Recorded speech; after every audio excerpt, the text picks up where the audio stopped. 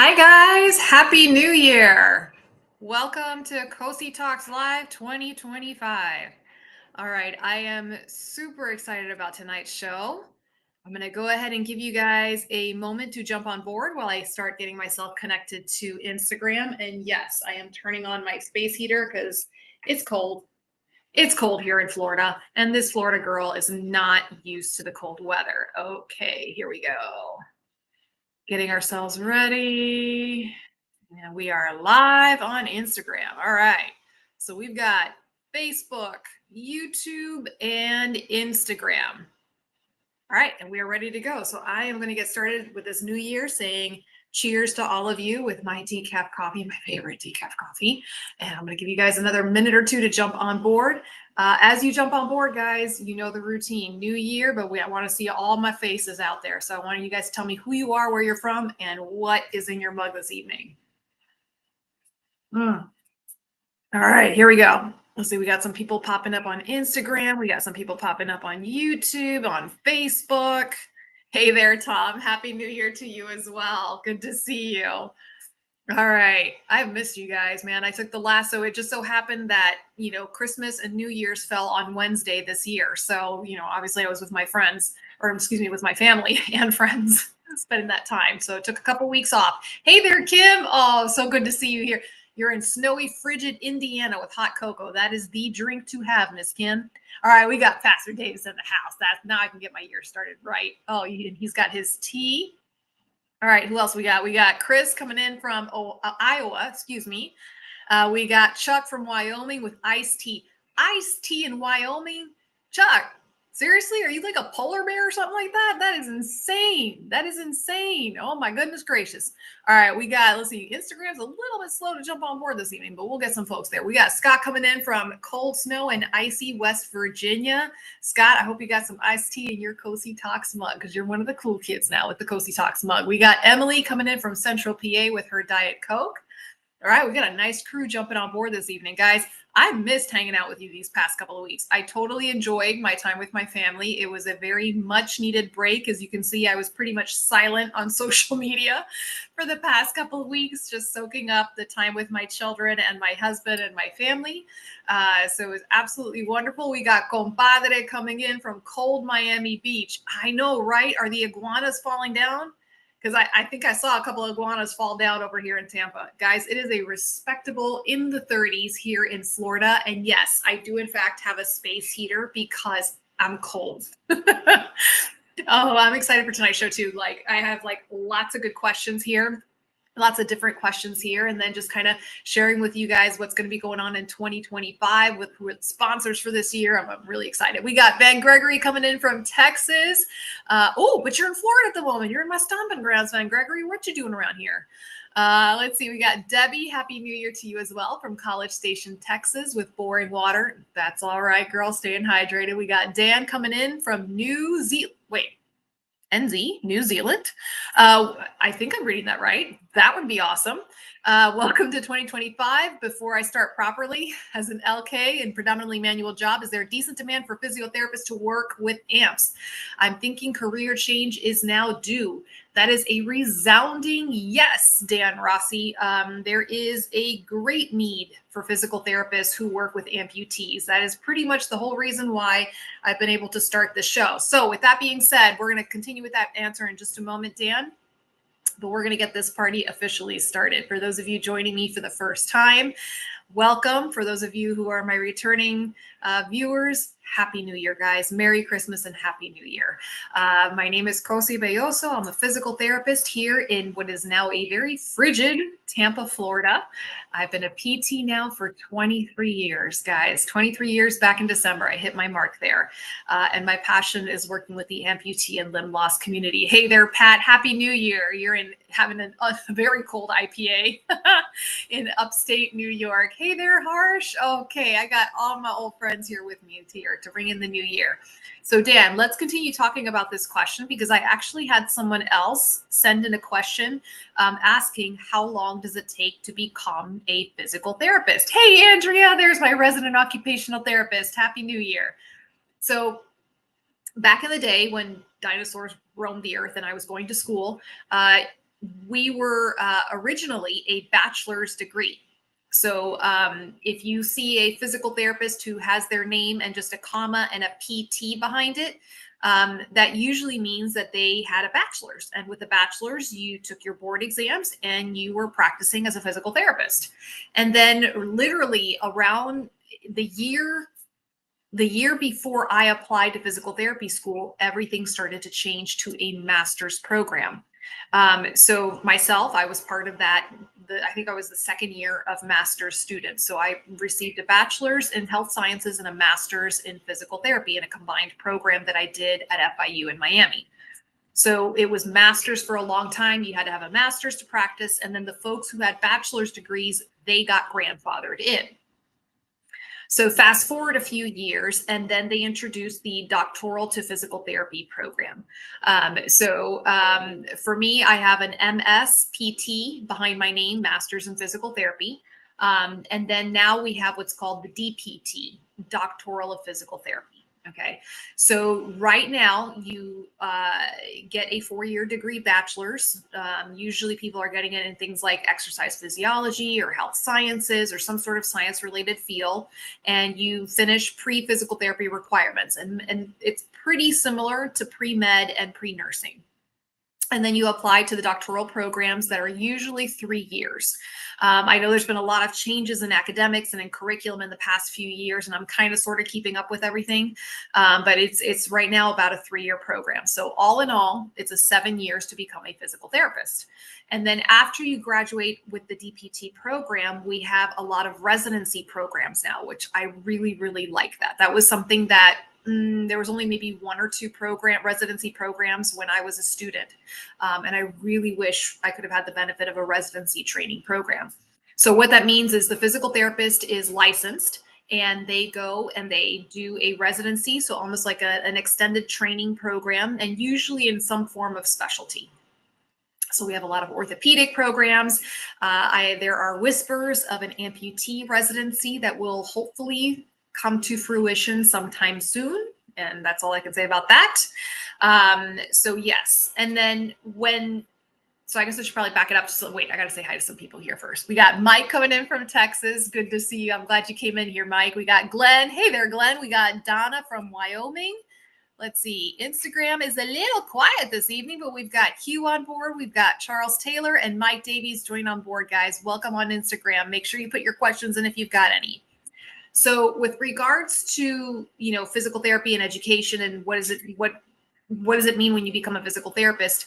As of now, when you graduate with your degree, and this is whether you have a bachelor's or you had a master's like me, or you have the new DPT, you can practice in any setting and any specialty.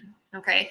So physical therapists are pretty much found in every place in healthcare, in ICUs, in acute care settings, in trauma centers, in inpatient rehab. That's definitely our mecca. Outpatient clinics, home health settings, skilled nursing facilities, nursing homes. And sometimes in the bigger hospitals, you can even find physical therapists working in the ER, like the one I used to work at back in Miami. Okay. And there's I've lost count, guys. There's got to be well over 20 specialties of physical therapy, things like cardiac PT, excuse me, I just had a moment, orthopedic specialists, geriatric specialists, bariatric specialists, wound care specialists, amputee specialists, traumatic brain injury specialists, stroke specialists, pediatric specialists. There's a lot of specialties. And when you graduate, you can decide to either work in different specialties or focus on one. That's really just a personal preference. When I graduated, I purposely went to work at a very high level, level 1 trauma center, tertiary care hospital in Miami called Jackson Memorial Hospital. And they rotated us every 6 months to a new specialty. So this is where I got the real bulk of my training in those first years of practicing as a physical therapist. Okay. And then I went on and I focused on amputee specialization. So Dan, getting back to your point, is there a need for amputee specialized physical therapists? Yes. Yes. You turn over a rock and you're going to find a million physical therapists who specialize in sports, in back pain, in now even women's pelvic health, which was a very, very small specialty, even as little as 13 years ago. Okay. But we still do not have anywhere near enough trained physical therapists with amputee specific skills and experience. This is probably the number one reason why this show exists. And we're going to take just a moment here, guys, just a moment here. January 4th, as in 4 days ago, Cosi Talks turned 7 years old.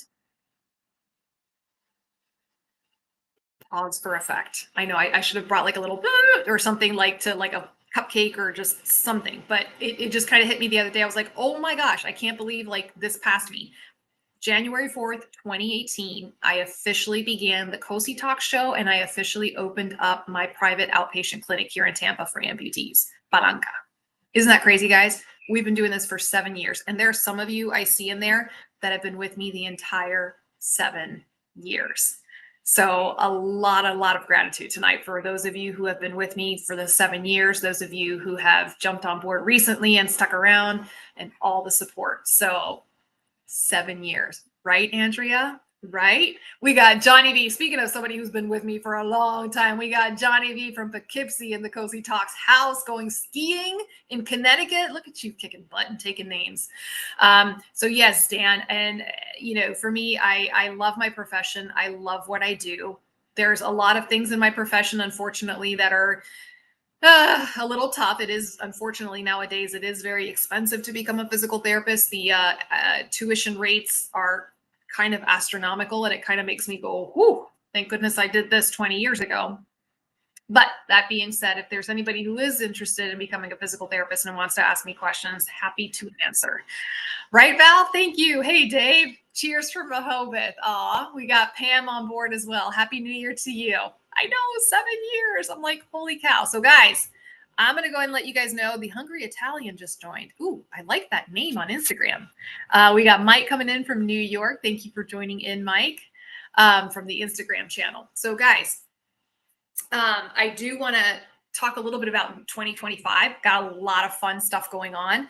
And first of all, and first and foremost, I have to thank my sponsors. So, guys, everybody from 2024 signed on again for 2025, all of my sponsors. So we have Integrum, College Park Industries, Click Medical, and Prosthetic and Orthotic Associates of Tennessee, POA Tennessee. They all re-signed on for 2025 to support the Cosi Talks show. So guys, I cannot tell you what that means. Those of you who've been with me from the beginning, it was very, very touch and go those first few years as I was looking for support to continue this show. And these sponsors committing, some of these sponsors have been with me. College Park has been with me all 7 years. Click Medical, this is going to be their 4th year sponsoring me. Integrum, this is going to be their 2.5 year sponsoring me. And Ronnie from Prosthetic and Orthotic Associates of Tennessee, he's been sponsoring me now. This will be his 3rd year sponsoring me. So guys, I really could not do it without the support of these companies. And I humbly ask you to continue to visit my website where you can find out more about these sponsors and show them some love and gratitude, because without them, I could not continue to do this show. So let's just do it again. Cheers to the Cosi Talks 2025 sponsors. Okay. Thank you, David. I appreciate that very much, very much. But I think also the sponsors see that there's a need for continued education and information for the amputee and limb loss community. And this is one of the platforms that provides that. So hopefully we got big things coming up ahead in 2025. So we got Beverly coming in from Chesapeake, Virginia. Thank you very much, Van Gregory. And let's get going with the questions, because that's what this show is about. Okay. Let's see. Ooh. Here was a good one. Okay, so Glenn asks me, I wonder what technique we above the knee amputees should use to lift something heavy off the floor. Should I try to get my prosthetic to bend and try to take on equal weight? Should I put the prosthetic behind me? How about just bending over? Sometimes I put a hand on my prosthetic when just bending over. I worry if I'm going to hurt myself. I'm able to remember if you ever did a video of adaptive lifting and bending with a prosthetic. So yes. So when it comes to doing, lifting things off the floor, it's basically learning how to do a modified squat. And I have videos. There's actually a video that I did back in July. So those of you who are on my Instagram channel, um, go back to July, and there's a video of me with one of my above the knee patients, and she's demonstrating an exercise on how to start learning how to do squats. Okay. So yes, with my above the knee amputees, depending on what kind of knee they have, but I try to get them to use both legs when they're squatting down to the ground. Okay. Is it ever going to be 50-50 equal weight on each leg? Probably not. Okay. And the shorter you are in your amputation, the more you are going to have to rely on your sound limb. But it doesn't mean that you can't use your prosthesis to bend down, to squat down, to pick up items. You just got to learn how to do it. It's a skill just like any other skill that you've learned when using your prosthesis. Okay. So watch the video from July. It's a lovely lady with short curly hair in my Instagram account, and it's also going to be on my Facebook archives as well. Okay. And I show you how to start learning how to do squats safely. And this can apply whether you're a below the knee amputee, an above the knee amputee, a bilateral amputee. You can start doing this particular exercise. Okay. When it comes to lifting things off the floor, it's not so much how you're trusting. I mean, yes, you've got to trust your prosthesis, but it's the strength of your back and your core. And you guys know we love to talk about core strength on this show. Okay. And again, as a reminder, the core is the abs, the back extensors, your diaphragm, and your pelvic floor. And then in an amputee, the glutes and the hamstrings, I still kind of consider that to be part of the core because you're going to have to utilize that even more. Okay. So those of you who have my Cosi Talk Strong Body book, which Glenn, I know you've got it, right? Look at the section where I talk about squats and lunges. Okay. And that's how you can start building that foundational strength to be able to pick things up off the floor. Okay. Once you have foundation strength, like you're able to do a squat independently and, kind of start using both the prosthesis and the sound limb, then you can start modifying it in different ways to make it applicable to your real life, right? So you can start doing things like clock lunges, which is also in my program. Okay. Now, when it comes to actually doing the squat as an above the knee amputee, you got to play around with it. And this is where you need to talk to your prosthetist or your physical therapist if you have one, okay, and see how you can engage the knee, right? So in different knees require different engagements. Some knees, it requires you to kind of put the little toe load on there to get it to start bending. Some of them you can just go leaning back. Some of them you have to put the weight a little bit forward. There's always, each knee is just a little bit different in how you get it to bend down, to bend, and then to straighten back up again. So that's usually the first thing is I just try to figure out, okay, how does this knee bend? How do we get this knee to bend? And then after that, I'll have the patient practice a couple of times. And then we start saying, okay, let's focus on putting weight into the prosthetic side. And again, that's to alleviate the pressure on the sound limb. Okay. I know there's a lot of hot shots out there that can do the pistol squats where they just squat down with one leg. And I think that's totally awesome. But if you have a prosthetic leg, I want you to use it. Okay. We want to protect the sound leg, and that prosthetic leg, it needs to do its job and kick in as well. All right, let's see.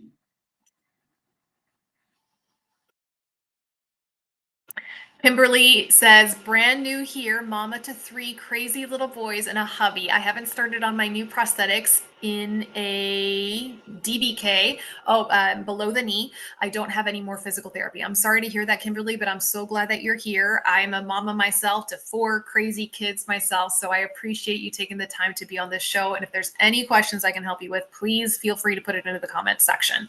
Charlie says, Johnny, wear your long johns. Oh yeah, Johnny's gonna need those long johns to go skiing. Hey, Stephen, glad you could make it. All right, Dan says, I have an osseointegration consult on the 21st. Realistically, for someone who's strong, healthy, and wants to be back, being very active, how much benefit would OI provide?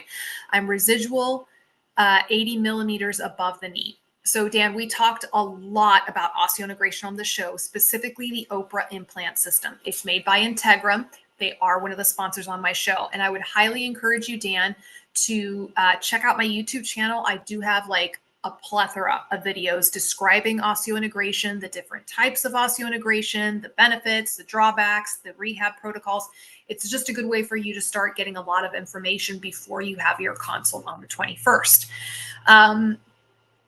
For me, the biggest question when someone asks me if osseointegration is appropriate is, what is it that you would like to be able to do with osseointegration that you cannot do now with your traditional socket prosthesis? Okay. I've come a long ways in my thoughts on osseointegration. I won't lie. When I first saw osseointegration about 5 or 6 years ago, I was very wary, which is what prompted me to reach out to companies like Integrum to learn more about it.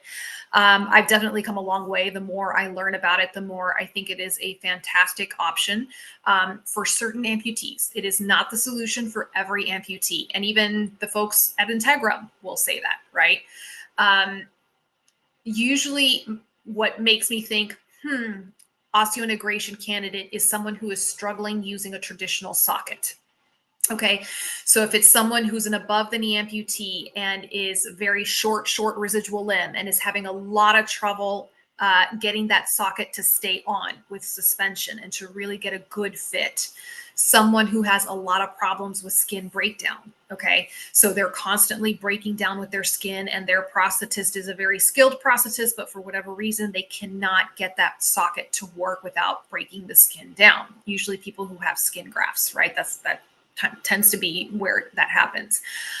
Even some cases where people who are excessive sweaters, so people who have a lot of sweat and it's not allowing the socket to stay on, or a combination. They have a short residual limb, they might have a skin graft, and they sweat a lot, right?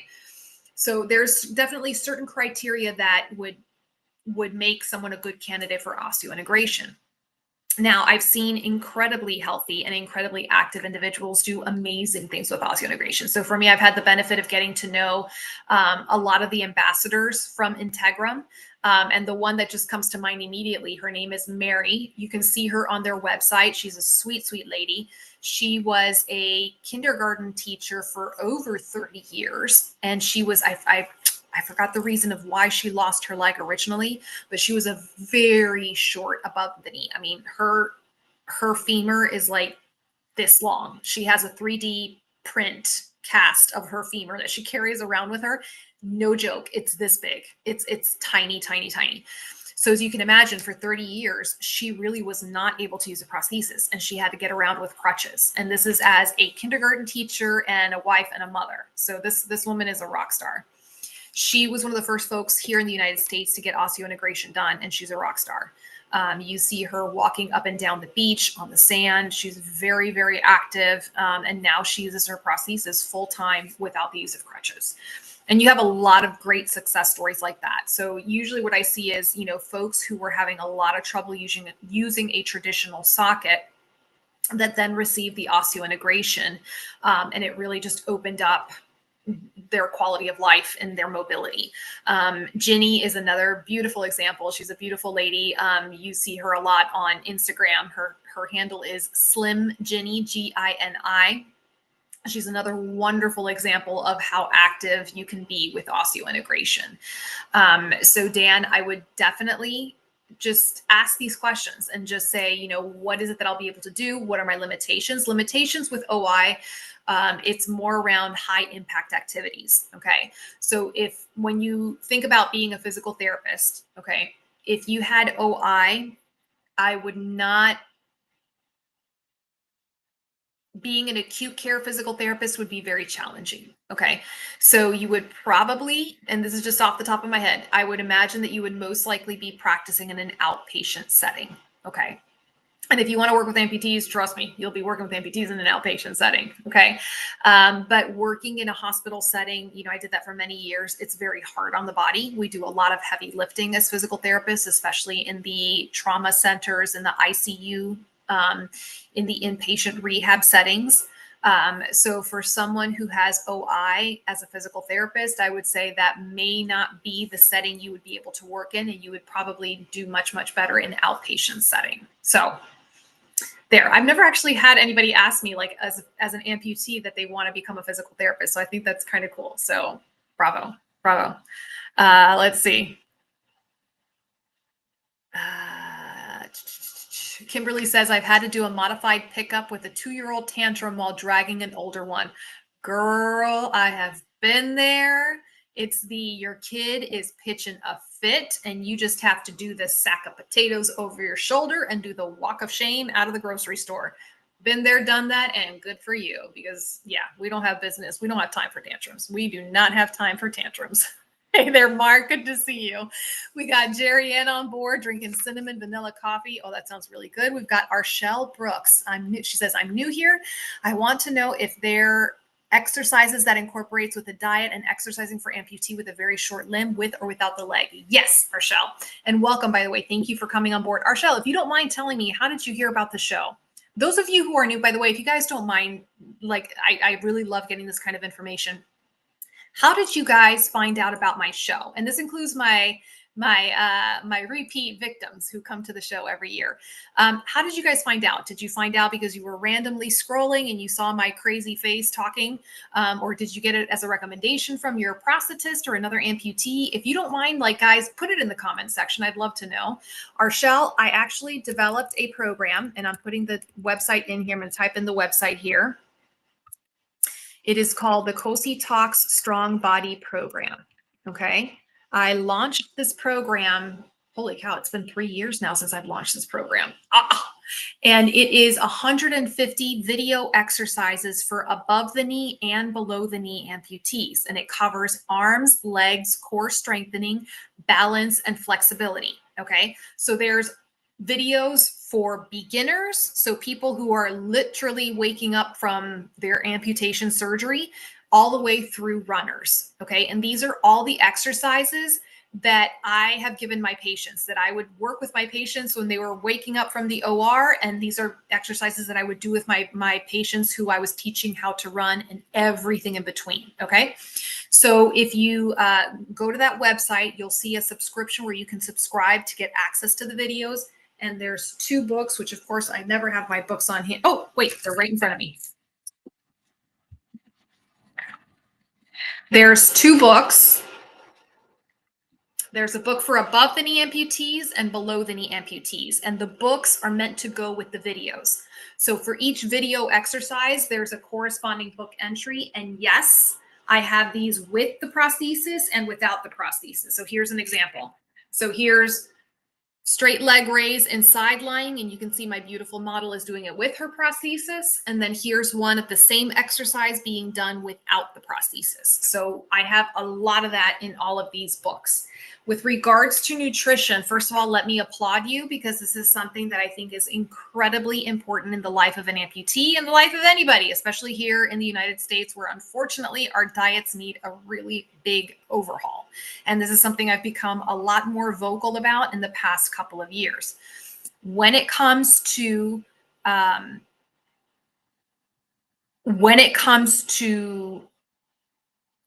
nutrition after amputation, I did actually a huge show on this, Arshelle. If you go on my YouTube channel, and by the way, those of you who are new, let me just do the quick introduction. You can find me on Instagram, Facebook, and YouTube, all under Cosi Talks. So it's all, you just type in Cosi Talks into YouTube and it'll come up right there. Okay. So if you go there and you watch my show from, wait for it, November 2023. I can remember all that. November 2023, I did a show in the Lululemon store, and that's how you'll kind of see it, because you'll recognize it on the screen. And I talk about nutrition and weight management after amputation. Okay, and I cover a lot there. In a nutshell, it's worth investing. Okay. It's worth investing in a nutritionist, or specifically a licensed dietitian, someone who can really just take a look at your clinical history. If you have any underlying issues with blood pressure, cardiac issues, kidney issues, autoimmune issues, anything going on, and with your medications, and then help design a diet. And when I mean diet, I don't just necessarily mean losing weight kind of diet. I mean lifestyle diet, how to make that change in your lifestyle. I've seen some amazing examples of amputees that, let's face it, their diet was before amputation, and amputation was kind of their wake-up call. And I see them completely turn their lifestyle around with their nutrition, and it makes a world of difference when it comes time to using a prosthesis and just your general health. Okay, your general health, right? I was actually just having a conversation today with a gentleman who is a hip dysarticulation, right? So he has a very, very, very high level amputation, which means it's going to require a lot more energy on his end to walk. Right. So we were, trading emails back and forth on how he can manage things. And one of the things I brought up to him was the importance of maintaining a healthy weight. Okay. Any extra weight you are carrying is extra weight your prosthesis is carrying. Okay. And that just makes your energy expenditure that much higher. Okay. And I don't have to tell all of you out there who are using prosthetic devices, how tiring it is to do this. So when you're doing that, plus carrying extra weight, how much harder that will be. Okay. So basically, when it comes to the life of an amputee and management, definitely the exercise, the fitness, and learning how to use that prosthesis properly through the use of a physical therapist who specializes in amputee care, and then nutrition. Huge, huge, huge right there. All right. Let me see what you guys put in here, because I'm really excited to see, like, hey, Tatiana. Okay, so Andre, I don't know if it's Andre or Tatiana this evening. Looking for a PT in Broward. Any suggestions? I literally have someone, I can see his face in my brain, and I cannot remember his name. Please send me an email, Tatiana. So here, for those of you who are new to the show, I'm going to put my contact information down. If you have questions, you can contact me directly and I'll answer your questions as well. You can sign up for my texting. So if you text Cosi Talks to that number, you can send me your questions directly through text message. And that's honestly the best way to get in touch with me. So Tatiana, if you would not mind sending me a reminder message to go find out who that therapist is. Oh my gosh, I can see his brain clearly. I can see his name clearly or see his face in my brain right now, and I can't think of his name. It's going to come to me when I shut the show down tonight. Trust me. Okay. Here we go. What do we got? We got Glenn says, I'm also an ambassador. Mary lost her leg due to sarcoma. Thank you. And Glenn is, in fact, one of my amazing ambassadors. I'm going to brag about him. Amazing ambassadors for Integrum, for osseointegration with Integrum.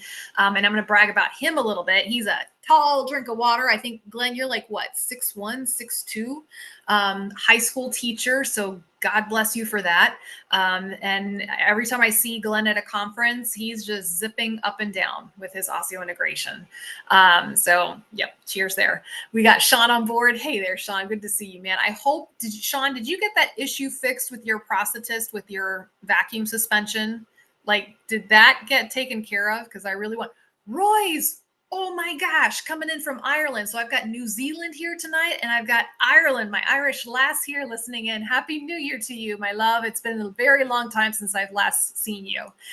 We've got Linda here and Bobby Gibson, Michael Bowers. Okay. My pleasure, Dan. Hey there, my motivated one-legger. Oh my gosh, that's hysterical. We've got Emily. Yes, Susan is another amazing ambassador for OI. She is a bilateral above the knee amputee. She's been on my show. She is incredible. She's incredible. So Arshel says, I was scrolling and you saw the show come up. The Amped 211 podcast. Awesome. Dan says he heard about the show through the amputee grapevine on Facebook support groups. Charlie was random scrolling. Mark says, saw you in the movies. You cracked me up, Mark. Let's see. Michael says that Bobby Gibson tagged you in it and has seen it on Facebook. And Dave says looking for support groups. Arshel says I've been an amputee for 8 years from a flesh-eating virus. Good heavens. Debbie says I stumbled upon you while searching for prosthetic and exercise solutions online. Great. Okay. Thank you, Arshel. You as well. Val says scrolling with unanswered questions and found me on YouTube. Good. And Linda says internet searching for information. Okay, guys, thank you so much, because Martin says my wife found you on Google. Tell your wife I said thank you very much, Martin. Thank you guys for giving me this input, because again, it just lets me, there's currently, according to the new study, there's 5.6 million amputees living in the United States. So, I have this lofty goal that I want this show to be able to reach as many amputees as possible in the United States. So learning how you all found the show kind of helps me and my team figure out how we can continue to expand the reach of the show. And then we've had a lot of global viewers. As we saw Roy's here from Ireland. We've had several folks from Australia, New Zealand, Hong Kong, Canada coming in on board. So thank you. All right. Absolutely, Dave. I would love to hang out with you in Rehoboth and sign your book. My pleasure, Arshel. I'm glad you're here. Oh, this is so much fun reading this. Okay, I'll read through this a little bit more later. I'm gonna get back to answering your questions. Let's see, the Cyborg DPT just joined because I saw the topic, just graduated PT school and will be working with amputees as an amputee. Well, congratulations to you, Cyborg DPT. Very, very wonderful. I'd love to get to know you a little bit better because it's always nice to connect with a fellow physical therapist. Mabio, tudo bem, tudo bom. All right, let's get to the next questions here, guys. We've got... Him asks, why does my back hurt while standing? Oh, if there's anything we've talked about on the show, it is back pain, because that is probably one of the most common issues I see in amputees after using a prosthesis. I think the last statistic, which I probably should update the statistic, it says that as much as 80% of amputees experience back pain less than 5 years after their amputation. Okay. And guys, it's basically just basic mechanics and physics. Okay, when you are using a prosthesis, especially if you did not receive physical therapy to do proper gait training techniques, you're going to be favoring your sound limb. Okay, and even those of you who are my bilateral amputees, there's always going to be one leg that's a little bit stronger than the other. And naturally, you're going to favor that leg. So basically, it throws you into an asymmetrical position. Right. And God created our bodies to be symmetrical. So when we are asymmetrical, then it's going to cause problems. Right. Things are going to our body's going to try to compensate in different ways, and it's going to cause problems. And a lot of it, back pain, mid back pain, thoracic pain, and even sometimes cervical pain in the neck. Okay. So things I look at, the first thing I look at, honestly, when I have an amputee coming in, first thing I look at is their gait pattern. Before I even look at their core strength or anything else, I just look to see what is going on with the gait pattern for an amputee. Okay, for somebody who's coming in with 2 anatomical legs and back pain, then something can be a little different. But I look at the gait pattern, and usually there's a lot going on in the gait pattern that I address that first. Okay. And I try to start cleaning up the gait deviations in their gait pattern. And usually that resolves a lot of the back pain. And then afterwards, if the person is still experiencing discomfort with the back pain, I can either give them a simple back program, or I will refer them to one of my back pain colleague specialists, okay, where they can do a more intense program with core strengthening, dynamic strengthening, and return to activity with back. But usually when it comes to back pain, it's a lot of it is related to the gait pattern itself, okay? And just as a quick, little, vocab lesson, when it comes to the gait, physical therapists, when you're working with an amputee, you do a gait analysis. So that's where we're just watching you go up and down the parallel bars, and we're watching you from different angles. For me, I like to record my patients on my phone and use the slow-mo so I can really break down the gait cycle and see what's going on there. Okay. So what happens is when you start walking with a gait deviation, right? And what's a gait deviation? It's just a fancy word for a limp. Some people call it a limp. Some people call it walking funny, however you want to describe it. But basically it's outside the normal pattern of walking. Okay. And all of us, guys, let's just put it out there. All of us have gait deviations. If you examine every human walking on this planet, we're all going to have little minor gait deviations. Now it's whether or not that deviation is causing a problem. That's when we need to address it.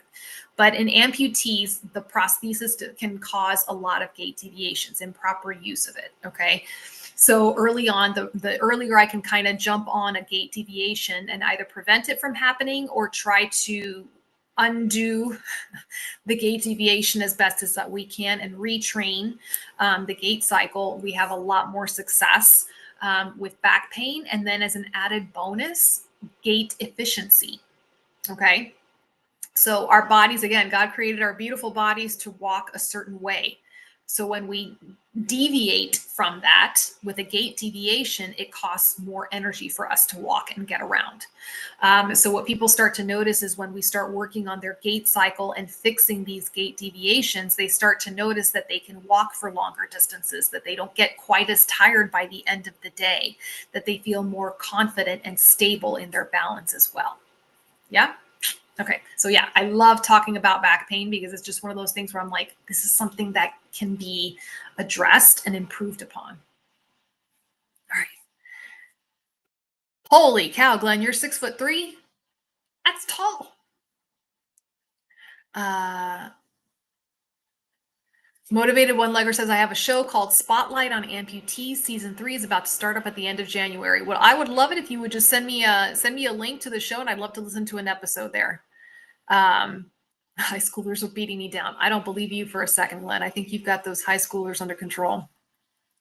We got Angela. Oh, we got Angela on board. There's another phenomenal physical therapist colleague of mine. And Michelle, oh my gosh. And Erica. Holy cow, like 3 physical therapists in a row who work with amputees. There's 3 of my colleagues on Instagram right there. I'm going to give you girls a shout out because you guys are awesome. Thank you for joining in.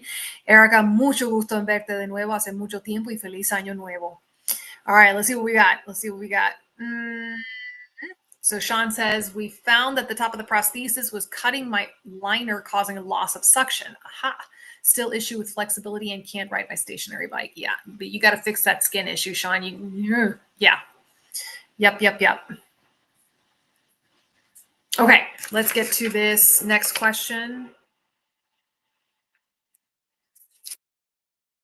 Okay, so this one individual, she wrote on behalf of her husband. Okay. So this particular individual said that her husband became an above-the-knee amputee. Before his amputation, was walking normally with no assistance, no walker, crutches, or anything. And he lost the leg from a knee infection. And right now is currently using forearm crutches with his C leg. But he begins to struggle after walking a few steps by himself. So we were, again, this was another individual that we were trading emails back and forth. And I had a chance to see a video of this individual walking. So I was able to get a really good idea, like, okay, this is kind of sort of what's going on. And this particular individual, he actually, when he took a few steps, he looked pretty good. But what I did start to notice was that there were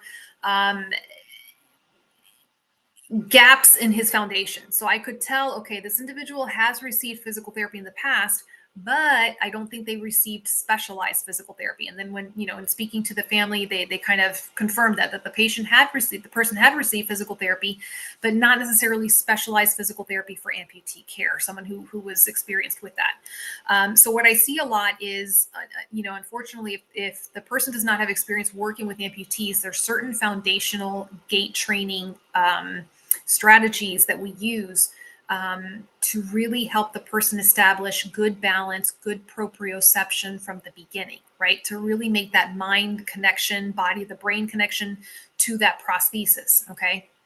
And you can see when someone did not necessarily receive those particular strategies, because what happens is later on, they're able to kind of walk around and get around pretty decently on crutches or on a walker.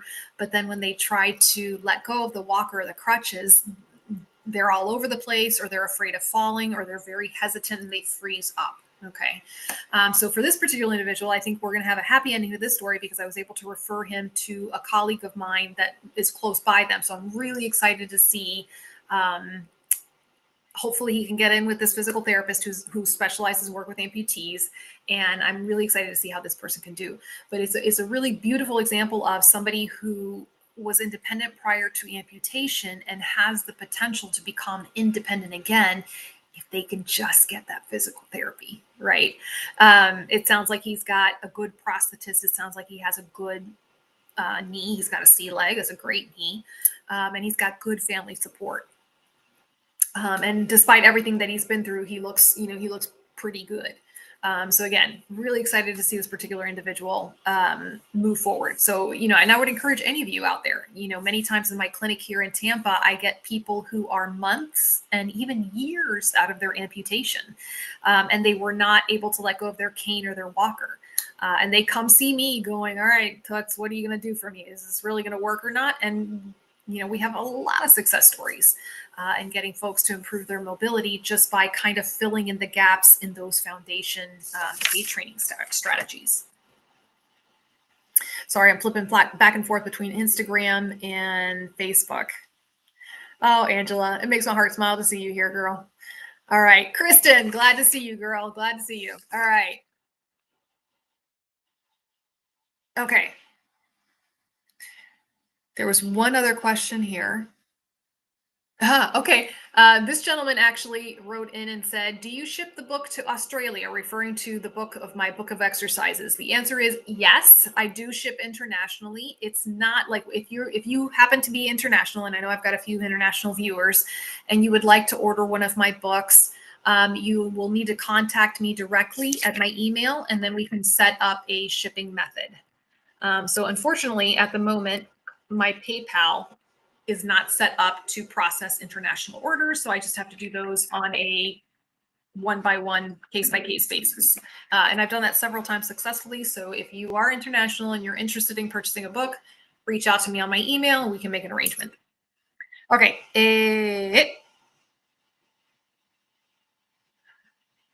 Here we go. Okay, so this last question here. Dean asks, I have 10 physical therapy appointments scheduled and ready to go. I understand I have a difficult road ahead. How many PT appointments should a hip disarticulation amputee have after receiving the prosthesis? I do get this question a lot. So I usually tell people this is what the textbook says. Textbook is that a below the knee amputee should receive 8 to 12 physical therapy sessions after receiving their prosthesis. An above the knee amputee should receive anywhere from 12 to 20 physical therapy sessions after receiving a prosthesis. A bilateral amputee, and I kind of lump in all of my bilaterals, whether you're below the knee, above the knee, but obviously there's wiggle room there, anywhere between 24 to 48 sessions, okay? Hip disarticulation, again, that falls somewhere more like a bilateral because it's very high. So I kind of put them in the higher end of the number of visits, okay? So, it's one of those things where everybody's a little bit different. Your mobility status before your amputation is really going to kind of determine how your progress is going to go after amputation. Your mobility status after amputation in terms of, how active were you after you had your amputation before you received your prosthesis is also going to play a role. But one thing I do kind of want to bring up, because, I'm a PT and I gotta bring this up. Physical therapy doesn't begin when you receive your prosthesis. Physical therapy should begin the day, no, not even the day of your amputation. It should ideally begin before your amputation. Okay. And I'm saying this especially for the benefit of my fellow PTs and OTs that are listening in right now, because I know all of them are going, she's right. She's right. So once upon a time before 1997, it was a very common thing for people to receive physical therapy before their surgeries. Why? Because they could get strong and they could get mobile, and then they would recover a lot faster after surgery. So what happened? Medicare put a cap on physical therapy reimbursements, big long story made short, in 1997. Okay. And unfortunately, that changed a lot of how our healthcare was structured for physical therapy and rehab services. So insurances stopped paying for what we call prehab or rehabilitation before surgery. And, granted, there's a lot of amputees out there that they didn't know they were going to become amputees because they had a traumatic accident. So obviously they would not have been able to receive physical therapy beforehand. But, depending on the numbers, anywhere from 60 to 80% of amputees are amputees because of vascular disease. So in many cases, they were anticipating, unfortunately, having that amputation done, and they potentially could receive physical therapy prior to their amputation.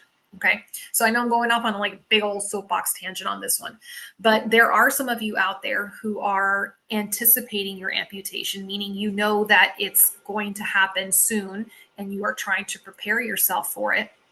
And then there are some of you who are potentially having a second amputation, or you're having a revision. Okay. So for those of you, I would say start squeaking that wheel and ask your surgeon to write you a prescription for physical therapy, pre-physical therapy, right? That you can receive prior to your surgery. Okay. But I guess my long-winded soapbox is your PT needs to be your best buddy next to your surgeon and your prosthetist and the rest of your clinical team from the moment you know you're going to become an amputee through the rest of your life. All right, let's see. Emily, I did not get your question, darling. I don't know if you sent it in through the text message. I'm usually checking my text messages up until like 5 minutes before the show begins. So my cyborg DPT is saying, yes, you can begin before for sure. Absolutely. And guys, we got Alex on board. We got Fiora on board, Adaptive Dad. We got a lot of cool people on board for Instagram. Thanks, guys, for jumping on board. I appreciate that. But yes, it is not unheard of for insurance to approve physical therapy prior to surgeries. It's not common, but I would say the worst thing that you can be told is no. So ask for it if you're going in for a surgery to have that done. Oh, okay. So needless to say, we started off this year really, really well. Hang on, sorry guys. I'm like, I can't talk and type at the same time. I am putting this back up. And guys, if you've ever, so Emily, I'm sorry, I didn't get but I will make sure I have your question in for next week's show for sure. Guys, if you've been watching the show for a while and you have not signed up for my texting service, I am humbly asking if you could please do so. And if you're new to the show, I really, really would encourage you to sign up for this texting service. I put the information there. You text Cosi Talks, all caps, one word, to that number. I don't send spam. I don't sell your phone number. All I do is I send out links whenever I go live on Wednesday nights. And then you also have the opportunity to text me your questions directly. For those of you who have been texting me your questions and comments, thank you. If you wouldn't mind, please letting me know who you are when you text me, because a lot of times I'm getting a conversation from someone and I don't know who this person is. So please do so. And don't be shy, guys. This is the whole reason for this show, is for you in the amputee community, whether you're an amputee, the family member of an amputee, or a clinician. So my goal is to help educate, inform, and empower everybody in the amputee community. So don't be shy. Send me your questions. And with that being said, I'm going to wrap up tonight's show. I want to say thank you again, guys, for a wonderful start to 2025. Thank you again to my sponsors who are going to continue to allow me to do this show for this year. And I will see you guys next week. Same bat time.